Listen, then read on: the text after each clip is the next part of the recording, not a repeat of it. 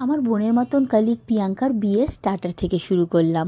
স্টার্টারে ছিল গরম গরম পনির পকোড়া, চিকেন পকোড়া, চা কফি তো থাকবে, আর তার সঙ্গে ছিল সবার ফেভারিট ফুচকা।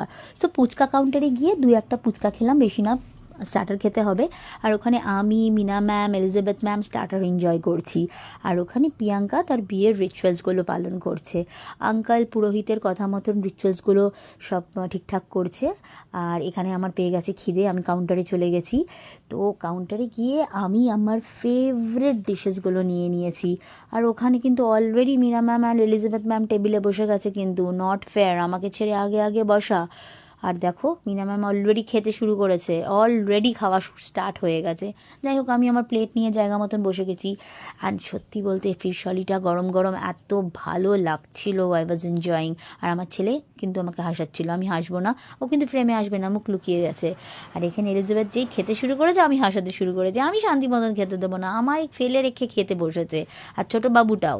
মিনা ম্যাম তোমার হচ্ছে। যাই হোক, যখন খাবার শেষ হয়ে গেছে, মিনা আগে খেয়ে দিয়ে উঠে আমার ভিডিও বানাচ্ছে, আর আমি একটা নাল্লির পিস নিয়ে ঠুকে ঠুকে খাচ্ছিলাম।